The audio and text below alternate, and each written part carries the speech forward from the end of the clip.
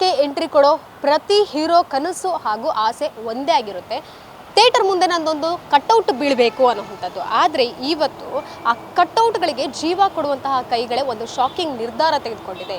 ಕನ್ನಡ ಚಿತ್ರರಂಗದಲ್ಲಿ 80 ವರ್ಷಗಳ ಇತಿಹಾಸ ಹೊಂದಿದ್ದಂತಹ ರಾಮ್ ಕಮಲ್ ಆರ್ಟ್ಸ್ ಅವರು ಸಂಪೂರ್ಣವಾಗಿ ತಮ್ಮ ಈ ಒಂದು ಏನು ಕಟ್ಔಟ್ ಇದೆ ಈ ಅಂಗಡಿಯನ್ನು ಕ್ಲೋಸ್ ಮಾಡಬೇಕು ಅನ್ನೋಂಥ ಒಂದು ನಿರ್ಧಾರ ಮಾಡಿದ್ದಾರೆ. ಯಾಕೆ ಈ ಒಂದು ನಿರ್ಧಾರ? 80 ವರ್ಷಗಳ ಸರ್ವಿಸ್ ಇರುವಂಥದ್ದು, ಇವತ್ತು ಈ ನಿರ್ಧಾರ ಯಾಕೆ ಅನ್ನುವಂಥದ್ದು, ಅದರಲ್ಲೂ ದೊಡ್ಡ ಮನೆಗೆ ಬಹಳಷ್ಟು ಆಪ್ತರಾಗಿರುವಂತಹ ಕೃಷ್ಣ ಅವರು ಈ ಒಂದು ನಿರ್ಧಾರವನ್ನು ಮಾಡ್ತಿರುವಂಥದ್ದು.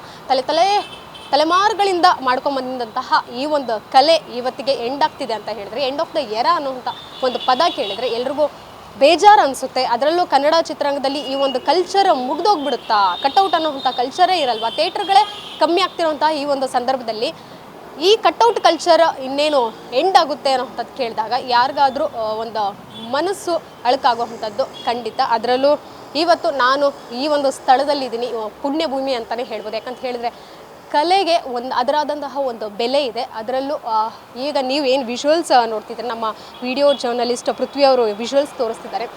ಕೃಷ್ಣ ಅವರು, ಅಪ್ಪು, ರಾಜ್ಕುಮಾರ್ ಹಾಗೂ ಶಿವಣ್ಣ 3 ಜನ ಇರುವಂತಹ ಕೊನೆಯ ಪೇಂಟಿಂಗ್, ಕೊನೆಯ ಕಟ್ಔಟ್ನ ರೆಡಿ ಮಾಡ್ತಿರೋವಂಥದ್ದು ಇವರ ಒಂದು ರಾಜ್ ಕಮಲ ಆರ್ಟ್ಸ್ನಲ್ಲಿ ತಯಾರಾಗ್ತಿರುವಂತಹ ಕೊನೆಯ ಕಟ್ಔಟ್ ಇದಾಗಿದೆ. ಇನ್ನೇನು ಅಪ್ಪು ಸಿನಿಮಾ ಕೂಡ ರಿಲೀಸ್ ಆಗ್ತಿದೆ.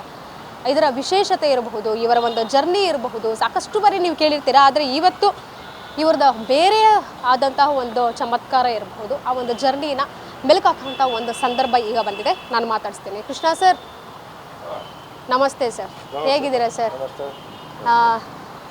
ಪ್ರತಿ ಬಾರಿ ನಿಮ್ಮನ್ನು ಮಾತಾಡಿಸ್ಬೇಕಾದ್ರೆ ನಾವು ಬರ್ತಿದ್ವಿ, ಕಟ್ಔಟ್ಗಳನ್ನು ಮಾಡ್ತಿದ್ರಿ, ಸಿನಿಮಾ ಕಟ್ಔಟ್ ಮಾಡೋಕ್ಕೋಸ್ಕರ ಬ್ಯುಸಿ ಇರ್ತಿದ್ರಿ. ಆ ಬ್ಯುಸಿ ಸಂದರ್ಭದಲ್ಲೂ ನೀವು ನಮಗೆ ಸಂದರ್ಶನ ಕೊಡ್ತಿದ್ರಿ. ಆದರೆ ಇವತ್ತು ಕ್ಲೋಸ್ ಮಾಡ್ತಿದ್ದೀರಾ ಅನ್ನೋಂಥ ಒಂದು ಬೇಸರ ಸಂಗತಿ ಕೇಳಿದಾಗ ಕೆಲಸ ಇಲ್ಲ ಅನ್ನೋಂಥ ಒಂದು ಮಾತು ಏನು ಹೇಳ್ತೀರಾ? ಹೇಳಬೇಕು ಅಂತಂದರೆ ಈಗ ಕಮರ್ಷಿಯಲಲ್ಲಿ ಪ್ಲೈವುಡ್ಡು, ರೀಪರು, ಆಮೇಲೆ ಫ್ಲಕ್ಸು ಇದೆಲ್ಲ ರೇಟ್ಸ್ ಕಾಸ್ಟ್ಲಿ ಆಗಿದ್ದರಿಂದ ಈ ಒಂದು ಸಮಸ್ಯೆ ಜಾಸ್ತಿ ಆಗ್ತಾಯಿದೆ. ಹೆಂಗೆ ಅಂದರೆ 16,000 ರೂಪಾಯಿ ಪ್ಲೈವುಡ್ ಅಂತಂದರೆ ಮುಂಚೆ 7,500-8 ರೂಪಾಯಿ ಇತ್ತು, ಮೇಂಟೈನ್ ಮಾಡ್ಕೊಂಡು ಹೋಗ್ತಾಯಿದ್ವಿ. ಈಗ ಸಡನ್ನಾಗಿ 16,000 ರೂಪಾಯಿ ಟ್ಯಾಕ್ಸೇಷನ್ಸ್ ಜಾಸ್ತಿ ಆಗಿ ಹೀಗೆ ಅಂತ ಇದು ಮಾಡಿದಾಗ ಸ್ವಲ್ಪ ಅರ್ಟಾಗಿ ಅದು ಮಾಡೋಕ್ಕಾಗದಿರೋ ಸನ್ನಿವೇಶ ಬಂದಿದೆ ನಮಗೆ. ಈಗ ಇನ್ನೊಂದು ಮಾತು ಹೇಳಿದ್ರೆ, ಬಿಸ್ನೆಸ್ ಕೋವಿಡ್ ಆದಮೇಲೆ ಸ್ವಲ್ಪ ಡಲ್ ಆಯಿತು ಅಂತ. ಕೋವಿಡ್ ಅನ್ನೋದು ಹೇಳಬೇಕು ಅಂತಂದರೆ ತುಂಬ ದೊಡ್ಡ ವಧೆ ನಮ್ಮ ಬಿಸ್ನೆಸ್ ಅವರಿಗೆಲ್ಲ. ಹೇಳಬೇಕು ಅಂದರೆ ಈಗ ಕೋವಿಡ್ ಮುಂಚೆ ಮಾಡ್ತಾಯಿರ್ತಕ್ಕಂಥ ಬಿಸ್ನೆಸ್ ಈಗ ಅದರಲ್ಲಿ 20 ಪೈಸೆ ಕೂಡ ಮಾಡ್ತಾಯಿಲ್ಲ. ನಾವು ಹೇಳಬೇಕು ಅಂತಂದರೆ 100%ಅಲ್ಲಿ ಒಂದು 20 ಪೈಸೆನೂ ಇಲ್ಲ ಈಗ ಹೇಳಬೇಕು ಅಂತಂದರೆ ಮಾಡ್ತಾ ಇರೋದ್ರಲ್ಲಿ. ಸೊ ಹೆಂಗೋ ಅಡ್ಜಸ್ಟ್ ಮಾಡಿ ಒಂದು 1.5 ವರ್ಷದಿಂದ ತಳ್ಕೊಂಬಂದಿದ್ದೀನಿ. ಇನ್ನು ತಳ್ಳೋದು ಇದನ್ನು ಕಷ್ಟ ಆಗ್ತಿದೆ. ಎಷ್ಟು ಸಾಲ ಆಗಿತ್ತು? ಒಂದು 23 ಸಾವಿರ ರೂಪಾಯಿ ಲಕ್ಷ ಗಂಟೆ ಸಾಲ ಇದೆ. ಸೊ ಹೆಂಗೆ ಇವಾಗ ರೊಟೀನ್ಗೆ ಏನು ಬೇಕು ಹುಡುಗರಿಗೆ ಊಟ ತಿಂಡಿ ಅವ್ರದ್ದು ನೋಡ್ಕೊಳ್ಳೋ ಸನ್ನಿವೇಶಕ್ಕೆಲ್ಲ ನಾವೇ ನೋಡಲೇಬೇಕಲ್ಲ. 13 ಜನ ಸ್ಟಾಫ್ ಇದ್ದಿದ್ದು ಕಂಪನಿ ಇದು. 13 ಜನ ಇವಾಗ, ಅದಕ್ಕೆ ಮುಂಚೆ ಇದ್ದಿದ್ದು 27-28 ಜನ ಸ್ಟಾಫ್ ಇದ್ರು ನನ್ನ ಹತ್ರ. ಸೊ ಅವ್ರು ಮೇಂಟೈನ್ ಮಾಡಲೇಬೇಕಲ್ಲ. ಅಟ್ಲೀಸ್ಟ್ ಚಿಕ್ಕ ಸಂಸಾರ ಅವ್ರದ್ದು ಇರುತ್ತೆ, ಹೆಂಗೋ ಕೊಡಲೇಬೇಕು. ಅಡ್ವಾನ್ಸ್ಗಳ ಥರ ಕೊಟ್ಟು ಮೇಂಟೈನ್ ಮಾಡಲೇಬೇಕು, ಬೇರೆ ದಾರಿ ಇಲ್ಲ. ಕೊಟ್ಟಿದ್ದೀನಿ, ಮೇಂಟೈನ್ ಮಾಡ್ಕೊಂಡು ಬಂದೆ. ಈ ಕಂಪನಿ ಈ ಜಾಗದಲ್ಲಿ ಶುರುವಾಗಿ ಎಷ್ಟು ವರ್ಷ ಆಯಿತು? ಇಲ್ಲಿ ಶುರುವಾಗಿ ಒಂದು 10 ವರ್ಷ ಆಗಿದೆ. ಸೊ ಟೋಟಲಿ ಟಾರ್ಗೆಟ್ ಹೇಳಬೇಕು ಅಂತಂದರೆ ನಮ್ಮ ಸಿನಿಮಾ ಇಂಡಸ್ಟ್ರಿ ಡ್ಯಾಡಿ ಎಂಟ್ರಿ ಕೊಟ್ಟಿದ್ದು 1946 ಅವ್ರು ಬಂದಿದ್ದು ಸಿನಿಮಾ ಇಂಡಸ್ಟ್ರಿ. ಅವ್ರಿಗೆ ಆಗ ಒಂದು 9 ವರ್ಷದ ಹುಡುಗ. ಸೊ ಹಳ್ಳಿಯಿಂದ ಬಂದಿದ್ದವ್ರು ಆ್ಯಕ್ಚುಲಿ, ಕೊಳಗೊಂಡಹಳ್ಳಿ ಅಂತ ಅಂದ್ಬಿಟ್ಟು ಕನಕಪುರದ ಕಡೆ ಒಂದು ಊರಿದೆ. ಆ ಊರಿಂದ ಅವರು ಬೆಂಗಳೂರಿಗೆ ಬಂದು ವ್ಯಾಪಾರ ಮಾಡೋದು ಸನ್ನಿವೇಶದಲ್ಲಿ ಬಂದಿದ್ದು. ವ್ಯಾಪಾರ ಮಾಡೋದಕ್ಕೆ ಬಂದು ಇಲ್ಲಿ ಸ್ಟೇಲಾಗಿ ಊಟ ತಿಂಡಿಗೆ ತುಂಬ ತೊಂದರೆ ಆಗಿ ಅವರು ನಮ್ಮ ತಂದೆಯವರು ಅಣ್ಣ ಒಬ್ಬರು ಇದ್ದರು, ಅವ್ರು ತೀರೋದ್ರಂತೆ ಆ ಟೈಮಲ್ಲಿ. ಸೊ ಇವರೇ 9 ವರ್ಷ ಹುಡುಗ ಇರ್ಬೇಕಾದ್ರೆ ಸಿನಿಮಾ ಇಂಡಸ್ಟ್ರಿಗೆ ಬರಬೇಕಾದ ಪರಿಸ್ಥಿತಿ ಬಂತು, ಯಾವುದೊಂದು ಕೆಲಸ ಮಾಡಬೇಕಂತ ಪರಿಸ್ಥಿತಿ ಬಂತು. ಸೊ ಆ ಟೈಮಲ್ಲಿ ನಮ್ಮ ಅಜ್ಜಿಯವರು ಈ ಒಂದು ಕೆಲಸ ಇವ್ರು ಕಲೀಲಿ ಅಂತ ಅಂದ್ಬಿಟ್ಟು ಕರ್ಕೊಂಬಂದು ಸೀನ್ವಾರ್ಡ್ಸ್ ಅಂತ ಒಂದು ಗಾಂಧಲ್ಲಿ ಒಂದು ಕಂಪನಿ ಇತ್ತು, ಅಲ್ಲಿಗೆ ಬಂದು ಕರ್ಕೊಂಡ್ಬಿಟ್ಟು ಅವ್ರ ಹತ್ರ ಸಂಬಳಕ್ಕೆ ತಿಂಗಳಿಗಿಷ್ಟು ಅಂದರೆ ಎಷ್ಟೋ ತಿಂಗಳುಗಳು ಮನೆಗೆ ಹೋಗ್ತಾ ಇಲ್ಲ ನಮ್ಮಪ್ಪ. ನೈಟ್ ಆ್ಯಂಡ್ ಡೇ ಕೆಲಸ ಮಾಡೋರು ಅವ್ರ ಜೊತೆ ಇಟ್ಕೊಂಡು. ಆ ಕೆಲಸ ಕಲಿಬೇಕು ಅನ್ನೋ ಆಸೆ ವಿಚಾರ. ಸೊ ಇಲ್ಲಿಗೆ ತನಕ ಅವ್ರದ್ದು ಹೇಳಬೇಕು ಅಂತಂದರೆ 86 ವರ್ಷ ಸರ್ವಿಸ್ ಆಯಿತು ಸಿನಿಮಾ ಇಂಡಸ್ಟ್ರಿಗೆ, 86 ಇಯರ್ಸ್. ಸೊ 86 ವರ್ಷದ ಸರ್ವೀಸಲ್ಲಿ ನಾನು ಅಂದರೆ ನನಗೇನೋ ಒಂದು 40 ವರ್ಷ ಆಗಿರ್ಬೋದು ಅಷ್ಟೇ ಸರ್ವೀಸು. ಬಟ್ ಅವ್ರಿಗಿರೋ ಒಂದು 86 ವರ್ಷ ಸರ್ವೀಸಲ್ಲಿ ಸುಮಾರು ಒಂದು 5,500-6,000 ಸಿನಿಮಾಗಳು ಮಾಡಿಬಿಟ್ಟಿದ್ದಾರೆ. 1-2 ಅಂತಲ್ಲ, ಎಲ್ಲ ಲ್ಯಾಂಗ್ವೇಜಸ್, ಇಂಗ್ಲೀಷ್, ಹಿಂದಿ, ತಮಿಳ್, ತೆಲುಗು, ಮಲಯಾಳಂ, ಆಮೇಲೆ ನಮ್ಮ ಭಾಷೆ ಜೊತೆಲಿ ಸೇರಿ ಹೇಳ್ತೇನೆ ನಿಮಗೆ. ಸೊ ಟೋಟಲ್ 6-7 ಲ್ಯಾಂಗ್ವೇಜಸ್ ಮಾಡಿ ಆ ಲೆವೆಲ್ ಬಂದಿದ್ದಾರೆ. ಸೊ ಡ್ಯಾಡಿ ಮಾಡಿರ್ತಕ್ಕಂಥ ಸಾಮ್ರಾಜ್ಯ ಈ ಒಂದು ಸಿನಿಮಾ ಇಂಡಸ್ಟ್ರಿ. ಅವರು ಅಪ್ಪು ಅಂದರೆ ತುಂಬ ಇಷ್ಟ, ಅಪ್ಪಾಜಿ ಅಂದರೆ ತುಂಬ ಇಷ್ಟ.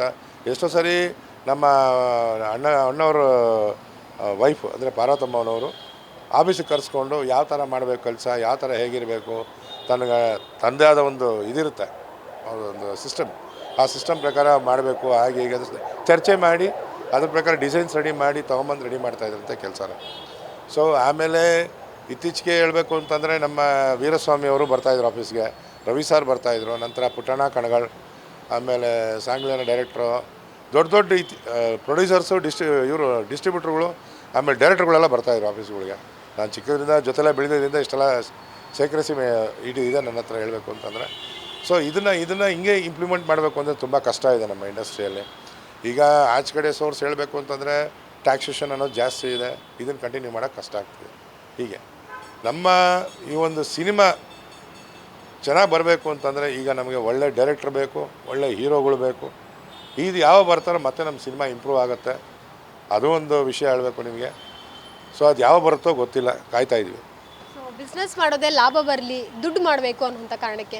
ಆದರೆ ನೀವು ನಿಜವಾಗ್ಲೂ ಈ ಬಿಸ್ನೆಸ್ಸಿಂದ ನಿಮಗೆ ಲಾಭ ಆಗಿದೆಯಾ, ಅಥವಾ ನೀವು ಪ್ಯಾಷನ್ನಿಂದ ಬಂದ್ರಿ? ಹೌದು, ನಿಮ್ಮ ತಂದೆಯವರ ಪ್ಯಾಷನ್ ಇತ್ತು, ಬಟ್ ಇದು ನಿಮ್ಮ ಬಿಸ್ನೆಸ್ ನಿಮ್ಮ ಲೈಫ್ನ ಎಷ್ಟು ಸೆಟಲ್ ಮಾಡಿದೆ?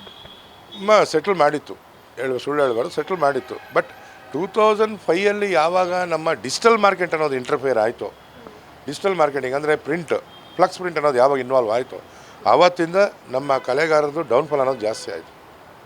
ಒಂದು ಸಣ್ಣ ಉದಾಹರಣೆ ಕೊಡ್ತೀನಿ ನೋಡಿ.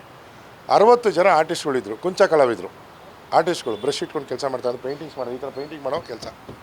ಸೊ ಈಗ ಡಿಜಿಟಲ್ ಮಾಡ್ತಿದ್ದೀವಿ. ಮುಂಚೆ ಕೈಯಲ್ಲಿ ಸ್ಕ್ರ್ಯಾಚ್ ಅಂದರೆ ಬ್ಯಾನರ್ ರೆಡಿ ಮಾಡ್ಕೊಂಡು ಅದ್ಮೇಲೆ ಸ್ಕೆಚ್ ಹಾಕೊಂಡು ಮಾಡ್ತಿದ್ವಿ ಕೆಲಸನ. ಸೊ ಅದನ್ನು ಏಕ್ದಮ್ ಒಂದೇ ಸಾರಿ ಸ್ಟಾಪ್ ಮಾಡಿ ಡಿಜಿಟಲ್ಗೆ ಎಂಟ್ರ್ ಆಗಬೇಕು ಅಂತಂದರೆ ಹೇಗಾಗುತ್ತೆ? 60 ಜನ ಆರ್ಟಿಸ್ಟ್ಗಳಿಗೆ ಹೊಟ್ಟೆಪಾಡು ಹೆಂಗಾಗುತ್ತೆ, ಏನಾಗುತ್ತೆ, ಹೆಂಗಾಗ್ಬೋದು, ಏನು ಕತೆ? ಸೊ ಇದನ್ನೆಲ್ಲ ವರ್ಕೌಟ್ ಮಾಡಿ ನೋಡೋಷ್ಟರಲ್ಲಿ ತುಂಬ ಕಷ್ಟ ಆಗೋಗಿದೆ ಈಗ ಹೇಳಬೇಕು ಅಂತಂದರೆ. ಈಗ ಮಿಷನರೀಸ್ ಬೆಂಗಳೂರಲ್ಲಿ ನನಗೆ ತಿಳಿದಂಗೆ ಹತ್ತತ್ರ ಒಂದು 120ರಿಂದ 140 ಮಿಷಿನ್ಗಳಿದೆ ನಾನು ಕಂಡಂಗೆ. ಅದು ಬಿಟ್ಟು ಎಷ್ಟಿದೆ ನನಗೆ ಗೊತ್ತಿಲ್ಲ. ನಾನು ಕಂಡಂಗೆ 120ರಿಂದ 140 ಮಿಷಿನ್ ಇದೆ ಪ್ರಿಂಟಿಂಗ್ ಯೂನಿಟ್ಸ್ ಅಂತಂದರೆ. ಸಿನಿಮಾ ಇಂಡಸ್ಟ್ರಿಗೆ ಹತ್ತತ್ರ ಒಂದು 10 ಯೂನಿಟ್ಸ್ ವರ್ಕ್ ಆಗ್ತಿದೆ, ಇದು ಫ್ಲಕ್ಸ್ ಪ್ರಿಂಟಿಂಗ್ ಯೂನಿಟು. ಸೊ ಇನ್ನೆಷ್ಟು ಯೂನಿಟ್ಸಿಂದ ಈ ಥರ ಪ್ರಾಬ್ಲಮ್ ಬರ್ಬೋದು. ಸೊ ಈ ಥರ ನಾವು ವರ್ಕೌಟ್ ಮಾಡಿ ನೋಡಿ 1.5 ವರ್ಷದಿಂದ ಇದನ್ನು ಎಕ್ಸಮ್ಷನ್ ಅಂತ ಇಂಪ್ಲಿಮೆಂಟ್ ಆಗುತ್ತೆ ಅನ್ನೋದು ಕಾರಣದಿಂದ ಕಾದೆ. ಬಟ್ ಇದು ಇಂಪ್ರೂವ್ ಆಗೋ ಚಾನ್ಸಸ್ ಇಲ್ಲ. ಉದಾಹರಣೆ ಹೆಂಗೆ ಹೇಳಬೇಕು ಅಂತಂದರೆ, ಇಲ್ಲಿ ಒಳ್ಳೆ ಡೈರೆಕ್ಟ್ರ್ ಇಲ್ಲ, ಒಳ್ಳೆ ಹೀರೋಗಳಿಲ್ಲ. ಸೊ ಒಳ್ಳೆ ಡೈರೆಕ್ಟ್ರ್ ಅನ್ಸ್ಕೋಬೇಕು ಅಂದರೆ ಒಂದು ಅಟ್ಲೀಸ್ಟ್ ಒಂದು 50 ದಿನ 100 ದಿನ ಒಂದು ಸಿನಿಮಾ ಓಡಿದ್ರೆ. ಇವಾಗ ನಮ್ಮ ಇದು ಬಂತು, ಯಾವುದದು ಕಾಂತಾರ. ನಿಜವಾಗ್ಲೂ ಹೇಳಬೇಕು ಅಂದರೆ ಕಾಂತಾರ ಆದಮೇಲೆ ಅಯ್ಯಪ್ಪ ಯಾವ ಸಿನಿಮಾನು ಮಾಡಿಲ್ಲ. ಮತ್ತೆ 2ನೇ ಪಾರ್ಟ್ ಬರ್ತಾಯಿದೆ. ಆ 2ನೇ ಪಾರ್ಟ್ ಏನಾದರೂ ಹಿಟ್ ಕೊಟ್ಬಿಟ್ರೆ ಮತ್ತೆ ನಮ್ಮ ಇಂಡಸ್ಟ್ರಿಗೆ ಒಂದು ಜೀವಾಣು ಬಂದಂಗೆ ಹೇಳಬೇಕು ಅಂದರೆ. ಮತ್ತು ಯಾಕೆಂದರೆ ಓಪನ್ ಆಗಿ ಹೇಳ್ತಾ ಇದ್ದೀನಿ, ಮತ್ತು ಅಪ್ಪು ಸಾರ್ ಇಲ್ಲಿಗಂಟ ಉಳ್ಕೊಂಡಿದ್ರು ಇನ್ನೊಂದು 10 ಪಿಕ್ಚರ್ ಬರ್ತಾಯಿತ್ತು, ನಮ್ಮಂಥವ್ರು ಸರ್ವೆ ಆಗೋದಕ್ಕೆ ಜಾಗ ಸಿಗ್ತಾಯಿತ್ತು. ಬಟ್ ಇಲ್ಲ, ಏನು ಮಾಡೋಣ. ಬಟ್ ಅದನ್ನ ನಾವು ಎಕ್ಸ್ಪೆಕ್ಟ್ ಮಾಡ್ತಾಯಿದ್ದೀವಿ. ನಾವು ಹೊಸ ಹೀರೋ ಯಾರೋ ಬರ್ತಾರೆ, ಮತ್ತೆ ನಿಂತ್ಕೋತಾರೆ, ಮತ್ತೆ ಮಾಡ್ತಾರೆ ಅನ್ನೋದು ವಿಷಯ ಅಷ್ಟೇ. ಎಲ್ಲ ಒಂದು ಕಡೆ ಅಪ್ಪು ಸರ್ ಅವರ ಸಿನಿಮಾಗಳಿರಬಹುದು, ಆದರ್ಶಗಳಿರ್ಬೋದು, ಅವರ ಮನೆತನದವರು ಅಂದರೆ ಯುವರಾಜ್ ಕುಮಾರ್ ಅವರು, ವಿನಯ್ ಅವರು ಮುಂದುವರಿಸ್ಕೊಂಡು ಹೋಗ್ತಾರೆ ಅನ್ನುವಂಥ ಮಾತು ಕೇಳಿ ಬರ್ತಾ ಇತ್ತು. ನಿಮಗೆ ಅವರ ಒಪಿನಿಯನ್ ಹೇಳೋದಾದರೆ, ಅವರು ಕೊಡ್ತಾ ಇರುವಂತಹ ಸಿನಿಮಾಗಳು ಜೊತೆಗೆ ಚೂಸ್ ಮಾಡ್ತಿರುವಂತಹ ಸ್ಕ್ರಿಪ್ಟ್ಗಳು? ಇವಾಗ ಅಣ್ಣವರು ಅಂದರೆ ಡಾಕ್ಟರ್ ರಾಜ್ಕುಮಾರ್ ಅಂದರೆ ಅಣ್ಣವರು ನಮಗವರು, ಅವರು ಎಷ್ಟು ಕಷ್ಟ ನಷ್ಟಗಳನ್ನು ಅನುಭವಿಸಿ ನಾಟಕ ಕಂಪ್ನಿಯಲ್ಲಿ ಇಂಟರ್ಫಿಯರೆನ್ಸ್ ಆಗಿ ಮೆಡ್ರಾಸಲ್ಲಿ ಸಿನಿಮಾ ತೆಗಿಬೇಕಾದ್ರೆ ನೈಟ್ ಡ್ಯೂಟಿಯಲ್ಲೇ ಮಾತ್ರನೇ ಸಿನಿಮಾ ತೆಗಿಯೋ ಪೊಸಿಷನ್ಸ್ ಇತ್ತು ನಮ್ಮ ಸಿನಿಮಾ ಇಂಡಸ್ಟ್ರಿ. ಆಗ ಇಲ್ಲಿ ಸ್ಟುಡಿಯೋಗಳಿಲ್ಲ ನಮ್ಮ ಕರ್ನಾಟಕದಲ್ಲಿ. ಸೊ ಮೆಡ್ರಾಸಲ್ಲೇ ಹೋಗಿ ಸಿನಿಮಾ ಮಾಡೋ ಪರಿಸ್ಥಿತಿ ಇತ್ತು. ಆಗ MGRದು, ಶಿವಾಜಿ ಗಣೇಶನ್ ಅವ್ರದ್ದು, ಆಮೇಲೆ ತಮಿಳ್ನಾಡಿರ್ತಕ್ಕಂಥ ಮಲಯಾಳಮ್ಸು ಅವ್ರದ್ದೆಲ್ಲ ಆದಮೇಲೆ ನಮ್ಮ ಕರ್ನಾಟಕದವ್ರು ಕೊಡ್ತಾಯಿದ್ರು ಜಾಗ ಸೆಟ್ ವರ್ಕಲ್ಲಿ ಕೆಲಸ ಮಾಡೋದಕ್ಕೆ. ಅಷ್ಟೆಲ್ಲ ಅನುಭವಿಸಿ ಬಂದಿರತಕ್ಕಂಥ ವ್ಯಕ್ತಿತ್ವ ಯಾರೋ ನಮ್ಮ ಅಣ್ಣವರು. ಅದು ಒಂದು ಸಾಲ್ವೇಷನ್. ಹೇಗೆ ಅಂತಂದರೆ, ನಾವು ಜೀವನದಲ್ಲಿ ನಿಂತ್ಕೋಬೇಕು ಅನ್ನೋದೊಂದು ಧ್ಯೇಯ ಇದ್ದು ಅವ್ರು ಮಾಡ್ತಾಯಿರ್ತಕ್ಕಂಥ ಒಂದು ಸೇವೆ ನಮ್ಮ ಒಂದು ನಾಗರಿಕತೆಗೆ ಯಾರ ಕೈಲೂ ಆಗಲ್ಲ ಮಾಡೋದಕ್ಕೆ. ನೋಡಿ, ಅದನ್ನು ಅರ್ಥ ಮಾಡ್ಕೊಂಡು ಮೇಂಟೈನ್ ಮಾಡ್ತಾಯಿರ್ತಕ್ಕಂಥ ಒಬ್ಬರಿದ್ದರು ನಮ್ಮ ಪುನೀತ್ ಸರ್. ಇನ್ನು ಮುಂದೆ ಆ ಥರ ಇರ್ತಾರೆ ಅನ್ನೋದು ನಿಜವಾಗ್ಲೂ ಸುಳ್ಳು.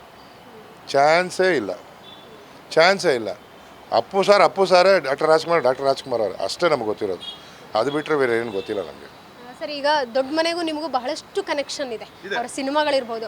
ಜೊತೆಗೆ ದರ್ಶನ್ ಅವರ ಮೊದಲನೇ ಸಿನಿಮಾಗೂ ನೀವು ಕಟ್ಔಟ್ ಮಾಡಿದ್ದು ಅದಿನ್ನ ಲಂಡನ್ನಲ್ಲಿ ಇದೆ ಅನ್ನುವಂಥದ್ದು. ಹೌದು, ಕಲಾಸಪಾಳ್ಯ ಅಂತ ಸಿನಿಮಾ ಮಾಡಿದರು ನಮ್ಮ ಇವರು ರಾಮ್ ಅವರು. ಆ ಸಿನಿಮಾದು ಕಟೌಟ್ಗಳು ಥಿಯೇಟ್ರ್ಗಳಲ್ಲಿ ಹಾಕಿದ್ವಿ. ಒಬ್ಬ ಫಾರಿನರ್ ಲಂಡನ್ ಅವರು, ಅಲೆಕ್ಸ್ ಮುಸ್ಪ್ರೆಟ್ ಅಂತ ಅವ್ರ ಹೆಸರು. ಅವರು ಥಿಯೇಟ್ರ್ಗಳಲ್ಲಿ ಕಟೌಟ್ಗಳೆಲ್ಲ ನೋಡಿ, ಅದು ಬಂದು ಡಿಜಿಟಲ್ ಕಟೌಟ್ ಅಲ್ಲ, ಪೇಂಟಿಂಗಲ್ಲಿ ಮಾಡಿರ್ತಕ್ಕಂಥ ಕಟೌಟ್. ಇನ್ನು ಆವಾಗ ಡಿಜಿಟಲ್ ಅನ್ನೋದು ಇಂಟರ್ಫರೆನ್ಸ್ ಸ್ವಲ್ಪ ಇತ್ತು ಅಷ್ಟೇ. ಆ ಟೈಮಲ್ಲಿ ಅವರು ನೋಡಿ ಆ ಕಟೌಟ್ನ ನನಗೆ ಬೇಕು ಅಂತ ಅವರು ತೊಗೊಂಡು ನಮ್ಮ ಪರ್ಮಿಷನ್ ಕೊಟ್ಟ ಮೇಲೆ ದರ್ಶನ್ ಅವ್ರ ಕಟೌಟ್ನ, ಕಲಾಸಪಾಳ್ಯ ಹೀರೋದು. ಸೊ ಆ ಕಟೌಟ್ನ ತೊಗೊಂಡು ಅವರು ಲಂಡನ್ಗೆ ಹೋಗಿ ಅವ್ರದ್ದು ಒಂದು ಸ್ಟುಡಿಯೋ ಇದೆ, ಆ ಸ್ಟುಡಿಯೋಲ್ಲಿ ಈ ಕಟೌಟ್ ಈಗಲೂ ಇಟ್ಕೊಂಡಿದ್ದಾರೆ. ಆಮೇಲೆ ನಾವು ನಮ್ಮ ತಂದೆಯವ್ರು ಮಾಡಿರ್ತಕ್ಕಂಥ ಪೇಂಟಿಂಗ್ಸ್, ಅವರು ಇಷ್ಟ ಬಿದ್ದು ಮಾಡಿರ್ತಕ್ಕಂಥ ಕಲಾಕೃತಿಗಳು ಈಗಲೂ ಅವ್ರ ಹತ್ರ ಒಂದು 35-40 ಪೇಂಟಿಂಗ್ಸ್ ಇದೆ ಅವ್ರ ಮನೆಯಲ್ಲಿ. ಸೊ ತುಂಬ ದೊಡ್ಡ ವ್ಯಕ್ತಿ. ಬಂದು ಈ ಥರ ನಡ್ಕೊಂಡು ಹೋಗ್ಬೇಕಾದ್ರೆ ನಮ್ಗೆ ಯಾರು ಕೂಡ ಕಂಡಿಡಿಯೋಕ್ಕಾಗಲ್ಲ. ಯಾರೊಬ್ಬ ಫಾರಿನರ್ ಹೋಗ್ತಾನೆ ಅಂತ ತಿಳ್ಕೊಬೋದು, ಬಟ್ ಆ ವ್ಯಕ್ತಿತ್ವ ಅಷ್ಟು ದೊಡ್ಡ ವ್ಯಕ್ತಿತ್ವ ಅನ್ನೋದು ನಮ್ಗೆ ಗೊತ್ತಾಗಿರಲಿಲ್ಲ. ಆಮೇಲೆ ಗೊತ್ತಾಗಿದ್ದು. ಶಿಪ್ಮೆಂಟೆಲ್ಲ ಆವಾಗಲೇ ಅವರಿಗೆ 35,000 ಬಿತ್ತಂತೆ ಲಂಡನ್ಗೆ ರೀಚ್ ಮಾಡೋದಕ್ಕೆ, ಇಲ್ಲಿಂದ ಶಿಪ್ಮೆಂಟಲ್ಲಿ. ಸೊ ಆ ಯಪ್ಪ ಇನ್ನೆಷ್ಟು ಕಷ್ಟ ಬಿದ್ದು ಅದು ಇಷ್ಟ ಬಿದ್ದು ತೊಗೊಂಡೋಗಿರ್ಬೋದು ಅನ್ನೋದು ನೀವೇ ಲೆಕ್ಕ ಹಾಕ್ಕೊಳ್ಳಿ. ಆಮೇಲೆ ಇದಾದ ನಂತರ ನಮ್ಮ ಇವ್ರದ್ದು ಬಜರಂಗಿ ಫಸ್ಟ್ ಪಾರ್ಟ್ 1 ಬಂತಲ್ಲ, ಅದನ್ನು ಕಳಿಸಿದ್ದೀನಿ ಲಂಡನ್ಗೆ. ಬರೀ ವಿಡಿಯೋ ಶಾರ್ಟ್ಸಲ್ಲೇ ನೋಡಿದ್ರು ಅದು ಬೇಕು ಅಂದರೂ ಕೊಟ್ಟು ಕಳಿಸ್ಬಿಟ್ಟಿರುತ್ತೆ.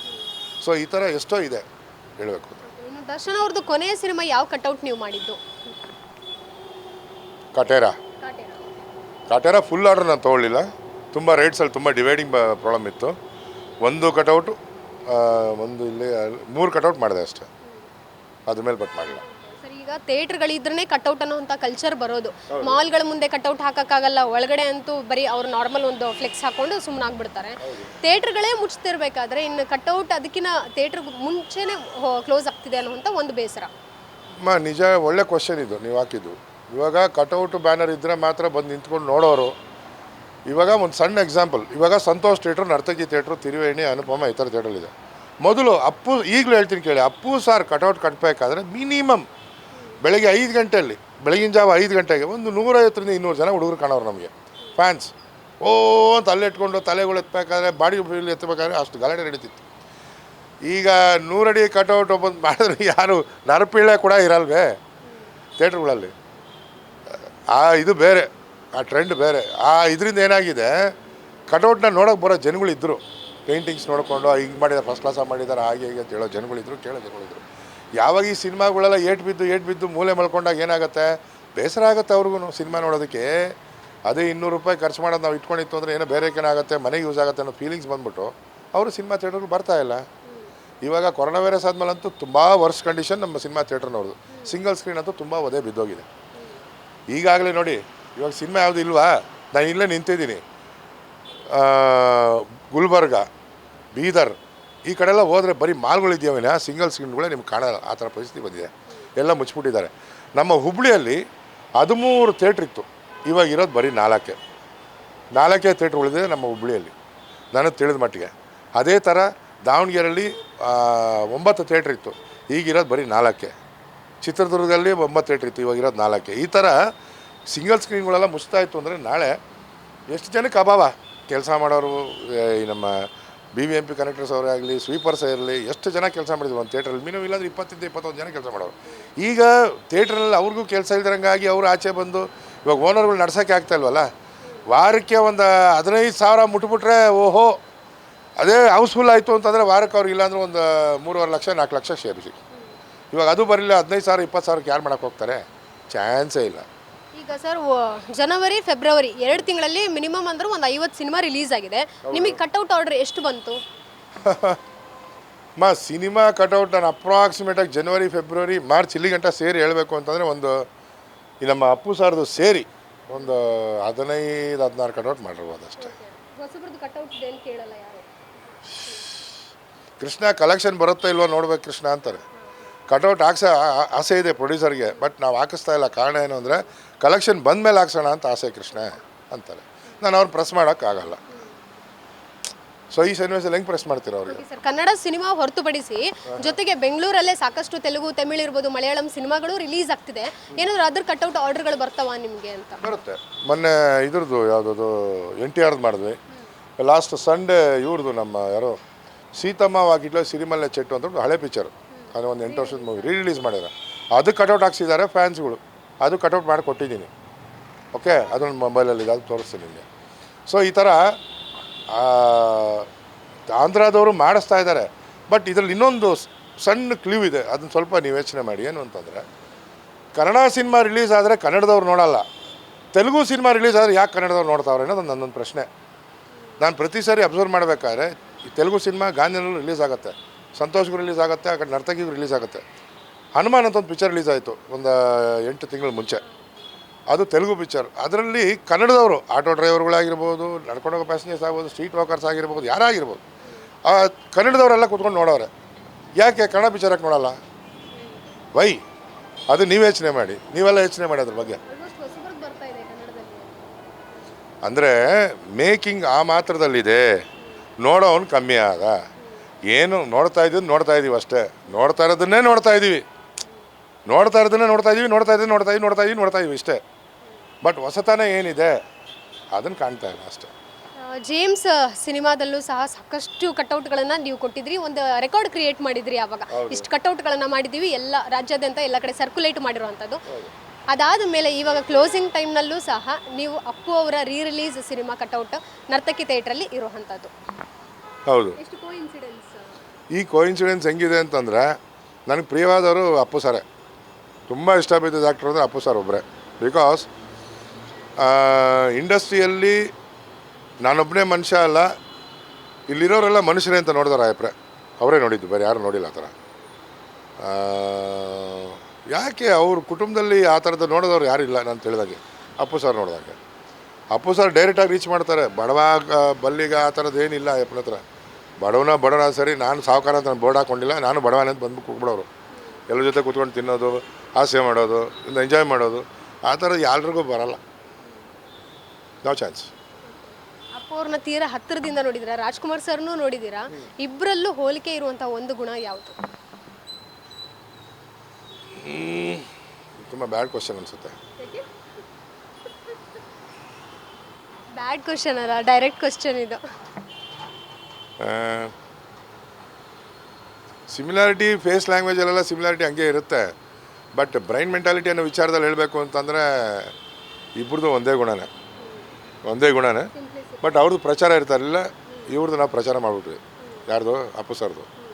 ಕೊರೋನಾ ವೈರಸ್ ಟೈಮಲ್ಲಿ ನಿಮ್ಗೆ ತಿಳಿದಾಗ ಎಷ್ಟು ಕೊಟ್ಟಿರ್ಬೋದು ಜನಗಳಿಗೆ ಅವರು? ನಾನಂತ ಸಾಧಾರಣದವನು, ನನ್ನ ಅಕೌಂಟ್ಗೆ 50,000 ಬಂದಿದೆ. ಅಪ್ಪು ಸರ್ ಯಾರಿಗೂ ಇದುವರೆಗೂ ಹೇಳಿ ಕಳಿಸಿದೆ ಇಲ್ಲ. ಹೆಸರು ಬಂತಲ್ಲ, ಅಕೌಂಟ್ ಡೀಟೇಲ್ಸಲ್ಲಿ ಹೆಸರು ಬಂತಲ್ಲ, ಆವಾಗ ಕಂಡುಹಿಡಿದಿದ್ದು. ಅಶ್ವಿನಿ ಮೇಡಮ್ ಬಂದು ಅಪ್ಪು ಸರ್ ವೈಫು. ಹೊಡೆದೇ ಕಾಲು, ಇಮ್ಮಿಡಿಯೇಟ್ ಹೊಡೆದೇ ಕಾಲು. ನಮ್ಮ ಹತ್ರ ನಂಬರ್ ಇದೆ, ಎಲ್ಲರದ್ದು ನಂಬರ್ ಇದೆ ನನ್ನ ಹತ್ರ. ಹೊಡೆದೇ ಕಾಲು ಎತ್ತಿದ್ರು, ಅಣ್ಣ ಅಪ್ಪಾಜಿ ಈ ಥರ 50,000 ಬಂದಿದೆ, ನೀವು ಕಳಿಸಿದ್ದ? ಹೌದಪ್ಪಾಜಿ, ಅಪ್ಪ ಹೇಗಿದ್ದಾರೆ? ಚೆನ್ನಾಗಿದ್ದಾರೆ, ಚೆನ್ನಾಗಿ ನೋಡ್ಕೊಳ್ಳಿ ಅವರಿಬ್ಬರ. ಆಯ್ತು ಸರಿ, ಹೆಂಗಿದೆ ಪರಿಸ್ಥಿತಿ ಅಂದರೆ ಈ ಥರ 13 ಜನ ಸ್ಟಾಫ್ ಅಣ್ಣ, ಈ ಥರ ಇದೆ ಸಿಚುವೇಶನ್ಸ್ ಅಂತ. ಅವರು ಹತ್ತತ್ರ ಒಂದು 4 ತಿಂಗಳು 5 ತಿಂಗಳಿಗೆ ಅವ್ರ ಕಡೆನೇ ಸುಧಾರಣೆ ಆಗೋಯ್ತು. ನಮ್ಮ ಇವ್ರು ಇದ್ದಾರಲ್ಲ, ಆ ಟೈಮಲ್ಲಿ ಇವ್ರಿಗೆ ಒಂದು ಕೆಲಸ ಒಪ್ಪಿಸಿದ್ರು, ರೇಷನ್ ಎಲ್ಲ ವಿತರಣೆ ಮಾಡೋದಕ್ಕೆ. ನಮಗೆ ಚೇಂಬರಿಂದ ಬಂತು, ಅಪ್ಪು ಸರ್ ಕಡೆಯಿಂದ 4 ಜಾಗದಲ್ಲಿ ಬಂತು. ಆಮೇಲೆ ಇನ್ನು ಟೋಟಲ್ ಯಾರೂ ಹಸ್ಕೊಂಡಿರಬಾರ್ದು ಅನ್ನೋ ಲೆಕ್ಕದಲ್ಲಿ ಮೇಂಟೈನ್ ಮಾಡಿದ್ದಾರೆ ಅಪ್ಪು ಸರ್. ಇದಂತೂ ನಿಜ. ಅಂದರೆ ಒಬ್ರಿಗಂತೂ ಮಾಡಿಲ್ಲ ಅಂತಲ್ಲ, ಸಾವಿರಾರು ಜನಕ್ಕೆ ಮಾಡಿಬಿಟ್ಟವ್ರೆ. 10,000 ಜನಕ್ಕೆ ಮಾಡಿದ್ದಾರೆ. ದರ್ಶನ್ ಸರ್ 50,000 ಅಂತಂದರೆ ಎಷ್ಟು ಲಕ್ಷ, ಎಷ್ಟು ಕೋಟಿ ಖರ್ಚು ಮಾಡ್ಬೋದಪ್ಪ. ಈಗಲೂ ಕೂಡ ದಾನ ಧರ್ಮ ನಡೀತಾನೆ ಇದೆಯಲ್ಲ ಅವ್ರ ಹೆಸರು. ದರ್ಶನ್ ಸರ್ ಜೊತೆಗೆ ರಾಜ್ಕುಮಾರ್ ಸರ್ ಇರ್ಬೋದು, ರವಿಚಂದ್ರನ್ ಅವ್ರ ಫ್ಯಾಮಿಲಿಗೂ ನೀವು ಕನೆಕ್ಷನ್ ಇದ್ದೀರಾ? ರವಿಚಂದ್ರನ್ ಫ್ಯಾಮಿಲಿಗೆ ತುಂಬ ಕನೆಕ್ಟಿವಿಟಿ. ಅವ್ರ ಮನೆಯಲ್ಲಿ ನೆಮ್ಮದಿ, ಅವ್ರ ಆಫೀಸಲ್ಲಿ ಡೈಲಿ ಅವ್ರ ಆಫೀಸಲ್ಲೇ ತಿಂತಾಯಿದ್ದೇನೆ, ಈಶ್ವರಿ ಸಂಸ್ಥೆಯಲ್ಲಿ. ಆಮೇಲೆ ರವಿ ಸರ್ ಹತ್ರ ಇದರಲ್ಲಿ ವ್ಯವಹಾರದಲ್ಲಿ ಜೊತೆಯಲ್ಲಿ ಇರ್ತಿದ್ದೆ. ಅವ್ರ ಕೆಲಸ ಒಂದು ಬಿಡಿದಿರ ಕೆಲಸ ಮಾಡಿದ್ವಿ ಇಲ್ಲಿಯ ತನಕ. ಅವ್ರದ್ದೊಂದು ಪಿಕ್ಚರ್ ಆ ಕಡೆ ಹೋಗಿಲ್ಲ, ಎಲ್ಲ ನಾವು ಇಷ್ಟೇ ನಮ್ಮದೇ. ಅವರು ಸಿನಿಮಾ ಕೆಲಸಗಳಲ್ಲಿ ತುಂಬ ಹೀಗೆ ಬರಬೇಕು ಅಂತ ಪರ್ಟಿಕ್ಯುಲರ್ ಸ್ಪೆಸಿಫಿಕ್ ಆಗಿ ಹೇಳ್ತಿದ್ರು. ನಿಮಗೆ ಕಟ್ಔಟ್ ಸಂದರ್ಭದಲ್ಲಿ ಏನಾದರೂ ಇದು ಹೀಗೆ ಬರಬೇಕು, ಇಷ್ಟು ಅಡಿನೇ ಇರಬೇಕು ಅಂತ ಏನಾದರೂ ಹೇಳಿದ್ರು? ಒಂದು ಎಕ್ಸಾಂಪಲ್ ಹೇಳಬೇಕು ಅಂದರೆ ಪ್ರೇಮಲೋಕ ಡ್ಯಾಡಿಂಗ್ ಕರೆಸಿ ಕೂರಿಸಿ ಆಫೀಸಲ್ಲಿ ಒಂದು 3 to 4 hours ಸ್ಪೆಂಟ್ ಆಯಿತು. ಹೆಂಗೆ ಅಂದರೆ ಕಪಾಲಿ ಥಿಯೇಟ್ರೇ ಕಾಣಬಾರ್ದು, ಏನು ಮಾಡ್ತೀಯೋ ಮಾಡು, ಅದಕ್ಕೆ ಡಿಸೈನ್ ರೆಡಿ ಮಾಡು ಅಂದರೆ ಅದು ರೆಕಾರ್ಡ್ ಬ್ರೇಕ್. ಅದು ಕಪಾಲಿ ಥಿಯೇಟ್ರ್ ಮೇಲ್ಗಡೆ ಒಂದು 160 ಅಡಿಗೆ 120 ಅಡಿ ಹೈಟು ಒಂದು ವಾಲ್ ಇತ್ತು, ಕ್ಲಾಕ್ ಇತ್ತಲ್ಲ ಆ್ಯಕ್ಚುಲಿ. ಅದನ್ನು ಮುಚ್ಚಿಬಿಟ್ರು. ಸೈಡ್ ಪೋರ್ಷಲ್ಲಿ ಕಟೌಟ್ ಕಡೋ ಜಾಗ ಅದು ಮುಚ್ಚಿಬಿಟ್ರು. ಈ ಕಡೆ full complete panel 100/20 front door ಟೋಟಲಾಗಿ ಹಾಕಿದ್ರು. ಅದು ಒಂದೇ ಥಿಯೇಟ್ರ್. ಬಸ್ ಸ್ಟ್ಯಾಂಡಲ್ಲಿ ನಿಂತ್ಕೊಂಡ್ರೆ ಓವರಾಲ್ ಕಪಾಲಿ ಥಿಯೇಟ್ರ್ ಕಾಣೋದು, ಪ್ರೇಮಲೋಕದು. ಅದರಲ್ಲಿ ನಾನು ನೋಡಿದ್ದೀನಿ, ಅಲ್ಲಿಗೆ 8ನೇ ಕ್ಲಾಸ್ ಹುಡುಗ, ನಾನು 8ನೇ ಕ್ಲಾಸ್ 9ನೇ ಕ್ಲಾಸ್ ಹುಡುಗ ಆಗ ನಾನು ನೋಡಿದ್ದೀನಿ ಫುಲ್ ಕಂಪ್ಲೀಟ್. ಆ ಒಂದು ಇದುವರೆಗೂ ಬ್ಯೂಟಿಫುಲ್ ಅಲ್ಟಿಮೇಟ್ ಆಯಪ್ಪ. ಅದು ಬೇಡ ಬಿಸಾಕ್ಬಿಡ್ತಾರೆ, ಬೇಡ ನನಗೆ ಅಂತ ಅಂದ್ಬಿಟ್ಟು ಯಾರೋ ರವಿ ಸರ್. ಅದು ಬೇಕೇ ಬೇಕು, ಫ್ಲೈಟಲ್ಲಿ ಹೋಗಿ ತೊಗೊಂಬ. ನಮ್ಮ ಇದು ರಣದಿರಾಗೆ ಶೂ, ಅದು 23,000 ರೂಪಾಯಿ ಶೂ ಅಂತ ಆಗಿನ ಕಾಲಕ್ಕೆ. ಫ್ಲೈಟ್ ಹತ್ಸಿ ಒಬ್ಬನ್ನ ಅದನ್ನು ತೊಗೊಂಬರೋಕ್ಕೆ 23,000 ಕ್ಯಾಶ್ ಕೊಟ್ಟು ಶೂ ಎತ್ಕೊಂಬಂದವ್ರು, ಬರೀ ಶೂಟಿಂಗೋಸ್ಕರ. ಅಂದರೆ ಆ ಯಪ್ಪ ಖರ್ಚು ವೆಚ್ಚಿಂದ ಯೋಚನೆ ಮಾಡಿದ್ದಿಲ್ಲ. ಕೆಲಸ ಆಗಬೇಕಷ್ಟೇ, ಅದೇನೇ ಆಗೋಗ್ಬಿಡಲಿ, ಕೆಲಸ ಆಗಬೇಕು ಅನ್ನೋ ಲೆಕ್ಕದಲ್ಲಿ ಮಾಡೋದು.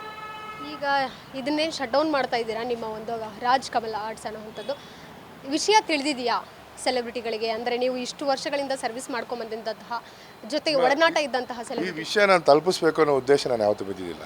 ಅಲ್ಲ, ಅವ್ರು ಅಟ್ಲೀಸ್ಟ್ ಗೊತ್ತಾಗಿರುತ್ತಲ್ಲ ಹಿಂದೆ ಮುಂದೆ ಗೊತ್ತು ಏನು ಮಾಡ್ತಾರೆ ಪಾಪ, ಅವರು ಬಿಸ್ನೆಸ್ ಇದು, ಏನು ಮಾಡೋಕ್ಕೆ. ಅವರು ವಿಷಯ ವಿಪರೀತ ಹೋಗ್ತಾ ಇರುತ್ತೆ ಅಷ್ಟೇ, ನಮ್ಮ ವಿಧಿಯಲ್ಲಿ ನಾವು ಹೋಗ್ತಾ ಇರ್ತೀವಿ ಅಷ್ಟೇ.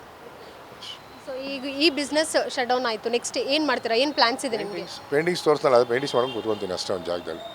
ಏನು ಅಂತಂದರೆ ಸ್ಟಾಫನ್ನು ಮೇಂಟೈನ್ ಮಾಡೋಕ್ಕಾಗದಿರೋ ಪರಿಸ್ಥಿತಿ, ಜಾಗನ ಮೇಂಟೈನ್ ಮಾಡೋದಾಗಿರೋ ಪರಿಸ್ಥಿತಿ, ಇದೆಲ್ಲ ಸರ್ವಿಸ್ ನೋಡ್ಕೊಂಡು ಅದೇ ಮಾಡ್ಕೊಂಡು ಕೂತ್ಕೋಬೇಕು ಅಷ್ಟೇ. ಒಂದು ಜಾಗದಲ್ಲಿ ಕೂತ್ಕೊಂಡು ಪೇಂಟಿಂಗ್ಸ್ ಮಾಡಿ ಕೂತ್ಕೊಂಡು ನಿಮಗೆ ಜೀವನ ನಡೆಯುತ್ತೆ. ಗೊತ್ತಾಗುತ್ತೆ ಮುಂಜಾನೆ. ನೆಕ್ಸ್ಟ್ ಎಕ್ಸಿಬಿಷನ್ ಮಾಡೋ ಟೈಮಲ್ಲಿ ನಿಮಗೂ ಕರೆಸ್ತೀವಿ, ನೀವು ನೋಡ್ಬೋದು, ಮಾತಾಡ್ಬೋದು. ನಿಮ್ಮ ಯಾವ ಪೇಂಟಿಂಗ್ ಅತಿ ಹೆಚ್ಚು ಪ್ರೈಸ್ಗೆ ಸೇಲ್ ಆಗಿತ್ತು? ಸಾಯಿಬಾಬಾ ಪೇಂಟಿಂಗ್ ಆಗಿನ ಕಾಲಕ್ಕೆ ನನ್ನ ಕಣ್ಣು ಮುಂದೆ ನಡೆದಿದ್ದು 1,30,30,000ಕ್ಕೆ. ಇದು ಸ್ಟಾರ್ ಸೆಲೆಬ್ರಿಟಿಗಳಿಗೆ ಹೇಳೋದಾದ್ರೆ ಅಂದರೆ ಬಿಸ್ನೆಸ್ ಅವ್ರು ಕೊಟ್ಟೋದ್ರೆ ಮಿನಮಾರ ಇವ್ರು ಅಪ್ಪು ಸಾರ್ದೆ. ಎಷ್ಟು ಏನು ಪ್ರೈಸ್ಗೆ ಎಷ್ಟು ಮಾರಾಟ ಆಗಿತ್ತು? ಅಪ್ಪು ಸಾರ್ದು ಕಟೌಟ್ಗಳು ಈಗಲೂ ತಿಂಗಳಿಗೆ 3 ಮಾಡ್ತಾನೆ ಇದ್ದೀವಿ. ಎವ್ರಿ ಮಂತ್ ಫ್ಯಾನ್ಸ್ 3 ಕಟೌಟ್ ಮಾಡಿಸ್ತಾನೇ ಇರ್ತಾರೆ. ಅದು ನೆವರ್ ಎಂಡಿಂಗ್ ಸ್ಟೋರಿ. ಅದನ್ನು ಬಿಡ್ಬಿಡಿ. ಜೊತೇಲಿ ಇದ್ದಾರೆ ಅಷ್ಟೇ ಅಪ್ಪ, ಇನ್ನೂ ಕಳ್ಕೊಂಡು ಹೋಗಿಲ್ಲ ಅವ್ರು. ನಮ್ಮ ಈಗಲೂ ಜೊತೇಲಿದ್ದಾರೆ, ಇರ್ತಾರೆ, ಕಂಟಿನ್ಯೂ ಮಾಡ್ತಾ ಇದ್ದಾರೆ. ಫಿನಿಶ್. ನೀವು ಮಾತಾಡೋಕ್ಕೆ ಇಷ್ಟೊಂದು ಲೈಕ್ ಸ್ಟ್ರೈಟ್ ಹಿಟ್ ಥರ ಇದ್ದೀರಾ? ಯಾವತ್ತಾದ್ರೂ ಎಮೋಷ್ನಲ್ ಆಗಿದ್ದೀರಾ? ಕಟೌಟ್ಗಳನ್ನು ನೋಡಿದಾಗ ಬೇಜಾರಾಗಿದೆಯಾ?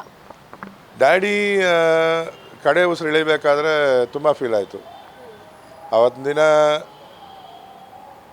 ಅವರು ಮಾಡಿರ್ತಕ್ಕಂಥ ಕಲೆನ ಪ್ರತಿಯೊಂದು ನೋಡಿ ಮಾಡಿಸ್ತಾ ಇದ್ದೆ. ಅಪ್ಪ ಇದು ಹೀಗಿದೆ, ಇದು ಹೀಗಿದೆ. ಅನಟಮಿನೇ ನಾನು ಸ್ಟಡಿ ಮಾಡಿರೋ ಜಾಸ್ತಿ, ಅನಟಮಿನ ವಿಚಾರದಲ್ಲಿ ದೂರದಲ್ಲಿ ನಿಂತ್ಕೊಂಡು ಬೇಕಾದ್ರೆ ಹೇಳ್ಬಿಡ್ತೀನಿ, ಇಷ್ಟೇ ಸೈಜ್ ಇದೆ, ಇದೇ ಅರ್ಥ ಇದೆ, ಈತೆ ಮೂಲಕ ಇದೆ ಅಂತ ಹೇಳ್ಬಿಡ್ತೀನಿ. ಅಪ್ಪ ಇಲ್ಲೆಲ್ಲ ಹೊಡಿತಾ ಇದೆ, ಮೂಗತ್ರ ಸ್ವಲ್ಪ ನೋಡಿ, ಸ್ವಲ್ಪ ಆಲ್ಟ್ರ್ ಮಾಡ್ಕೊಳ್ಳಿ ಅಂತೇಳಿ ಅವರು ನನ್ನ ಮಾತು ಕೇಳ್ಕೊಂಡು ಕೆಲಸ ಮಾಡೋರು. ಸೊ ಆ ಥರ ಫೀಲ್ ಇರ್ತಕ್ಕಂಥ ಡ್ಯಾಡಿ ಇವತ್ತು ನನ್ನ ಕಣ್ಮುಂದೆ ಇಲ್ವಲ್ಲ, ತುಂಬ ಎಮೋಷ್ನಲ್ ಆಗಿದೆ ಅವತ್ತಿನ. ನೀವು ಮಾಡಿರುವಂಥ ಆಮೇಲೆ ಅಪ್ಪು ಸರ್ ಸತ್ತಾಗ ಇದೇ ಶೆಡ್ ಇತ್ತು ಈ ಜಾಗದಲ್ಲಿ, ಸುಮಾರು ಎಷ್ಟು ಬಾಟ್ಲ್ ಇಲ್ಲಿಂದ ಕುತ್ಕೊಂಡು ರೋಡ್ಗೆ ಎಸ್ತಿದ್ದೀನೋ ಗೊತ್ತಿಲ್ಲ. ಫುಲ್ ನೈಟೆಲ್ಲ ಜಾಗರಣೆ ಮಾಡಿದ್ದೀವಿ, ನಿದ್ದೆನೇ ಮಾಡಿಲ್ಲ, ಬರೀ ಟೈಟ್ ಅಷ್ಟೇ. ತರಿಸೋದು ಕುಡಿತಾರೆ ಇಷ್ಟೇ ನಾವು ಮಾಡಿದ್ದು. ಈ ಸೆಲೆಬ್ರಿಟಿ ನಟಗರೆಲ್ಲ ಮಾಡಿದ್ದೀರಾ ನೀವು? ರವಿಚಂದ್ರನ್ ಸರ್ ಇರ್ಬೋದು, ದರ್ಶನ್ ಸರ್ ಇರ್ಬೋದು, ಆಲ್ಮೋಸ್ಟ್ ಎಲ್ಲರದ್ದು ಮಾಡಿದ್ದೀರಾ. ಯಾರ ಫೇಸ್ ಫೀಚರು ಪ್ರತಿ ಬಾರಿ ಮಾಡಬೇಕಾದ್ರೆ ಇದೊಂದು ಫೀಚರ್ ಕಷ್ಟ ಅನ್ನಿಸ್ತಾ ಇದೆ ಅಂತ ಅನಿಸಿದ್ದು ಯಾವುದಾದ್ರೂ ಇದೆಯಾ? ಅಪ್ಪು ಸಾರ್ದೆ ಪ್ರತಿ ಸರಿ ಈ ಅಪ್ಪನ ಜಡ್ಜ್ಮೆಂಟ್ ಏನು ಅಂತಂದರೆ ಈ ಮೂಗೊಂದೇ. ಈ ಮೂಗಲ್ಲಿ ಜಡ್ಜ್ಮೆಂಟ್ ಮಿಸ್ ಆಯಿತು ಅಂದರೆ ಹೋಯ್ತು, ಫಿಗರೇ ಹೋಗ್ಬಿಡುತ್ತೆ. ಇಡೀ ಮೊಬೈಲ್ ಒಂದು ಫೋಟೋ ಇದೆ, ತೋರಿಸ್ತೀನಿ, ಒಂದು ನಿಮಿಷ. ಓಕೆ, ಅದು ರಿಸಂಬ್ಲೆನ್ಸ್ ಬಂತು ನಿನ್ನೆ ಒಂದು ಕಡೆ ಹೋಗ್ಬೇಕಾದ್ರೆ, ಬಟ್ ಸ್ವಲ್ಪ ಮಿಸ್ ಹೊಡಿತಾ ಇದೆ. ಎಲ್ಲಿ ಹೊಡಿತಾ ಇದೆ? ಮೂಗಲ್ಲೇ ಹೊಡಿತಾ ಇದೆ. ಮತ್ತೆ ರಿಯಾಲ್ಟ್ರ್ ಮಾಡಿ ಕಳಿಸಿದ್ವಿ, ಆಗ ಓಕೆ ಆಯಿತು. ಬಟ್ ಅದು ಹೆಂಗಾಯಿತು ಅಂದರೆ ತುಂಬ ಹೆಂಗಾಗಿ ದುಬ್ಳಿ ಆಗಿದ್ರಲ್ಲ, ಆ ಒಂದು ಫೀಲ್ ಬಂತು ಲಾಸ್ಟಲ್ಲಿ. ದೆನ್ ಓಕೆ ಅಂದರು, ಅವಾಗ ಬಿಟ್ಟೆ ಕೆಲಸ. ಅಲ್ಲಿ ತನಕ ಬಿಟ್ಟಿರಲಿಲ್ಲ. ಒಂದು ಸರಿ ಅನಟಮಿ ಮಿಸ್ ಆಯಿತು ಅಂತಂದರೆ ಹೋಯ್ತು, ಅದು ನಮ್ಮ ರೆಸ್ಪೆಕ್ಟ್ ಹೋಯ್ತು. ಬ್ಲ್ಯಾಕ್ ಸ್ಪಾಟ್ ಬಂದ್ಬಿಡ್ತಾ? ಇದುವರೆಗೆ ಬ್ಲ್ಯಾಕ್ ಸ್ಪಾಟ್ ಇದೆಯಾ? ಅದಕ್ಕೆ ಜಡ್ಜ್ಮೆಂಟ್ ಅನ್ನೋದು ಬೇಕು ಅಂತ ನಾವು ಅದನ್ನು ಬಿಡದಿರ ಕೆಲಸ ಮಾಡಿದ್ದೀವಿ. ಥ್ಯಾಂಕ್ ಯು ಸೋ ಮಚ್ ಇಷ್ಟೊತ್ತು ಮಾತನಾಡಿದ್ದಕ್ಕೆ. ಇದೇ ಐ ಥಿಂಕ್ ಇದು ಕೊನೆಯ ಸಂದರ್ಶನ ಆಗೋದು ಬೇಡ, ಮತ್ತಷ್ಟು ಕೆಲಸಗಳಲ್ಲಿ ನೀವು ತೊಡಗಿಕೊಳ್ಳಿ, ನಾವು ಕೂಡ ಮಾತಾಡಿಸ್ತೀವಿ. ದೇವರಲ್ಲಿ ಕೋರ್ತಾ ಇರೋದು ಒಂದೇ, ಅಪ್ಪ ನಾನು ಕೈಯಲ್ಲಿರೋ ಕೆಲಸ ಮಾಡ್ಕೊಂಡು ಜೀವನ ಕಳಿತೀನಿ. ಮತ್ತು ನಾನು ಈ ಸಿನಿಮಾ ಇಂಡಸ್ಟ್ರಿಯಲ್ಲಿ ಮಾಡೋ ಇಷ್ಟ ಇದೆ, ಬಟ್ ರೇಟ್ಸ್ ಇಲ್ದಿರ ಮಾಡೋಕ್ಕೂ ನನಗೆ ಆಗಲ್ಲ. ಯಾರನ್ನೂ ಉದ್ಧಾರ ಮಾಡೋದಕ್ಕೆ 1.5 ವರ್ಷ ಮಾಡಿದ್ದೀನಿ ಕೆಲಸ, ಬಟ್ ನಾನು ಉದ್ಧಾರ ಆಗಲಿಲ್ಲ. ಇನ್ನು ಮುಂದೆ ಈ ಕೆಲಸ ಬೇಡ ಅಂತ ನಿರ್ಧಾರ ಮಾಡ್ಕೊಂಡು ಬಂದಿರೋದು ಆಚೆ. ಅಲ್ಲಿಗೆ ನೀವು ಅರ್ಥ ಮಾಡ್ಕೊಬೇಕು. ಸೊ ಇದಿಷ್ಟು ಕೃಷ್ಣಪ್ಪ ಅವರ ಮಾತಾಗಿತ್ತು. ಕ್ಯಾಮ್ರಾ ಪರ್ಸನ್ ಪೃಥ್ವಿ ಜೊತೆಗೆ Keerthi Patil, Guarantee News, Bengaluru. Guarantee News, ಸುದ್ದಿ ಖಚಿತ, ನ್ಯಾಯ ನಿಶ್ಚಿತ.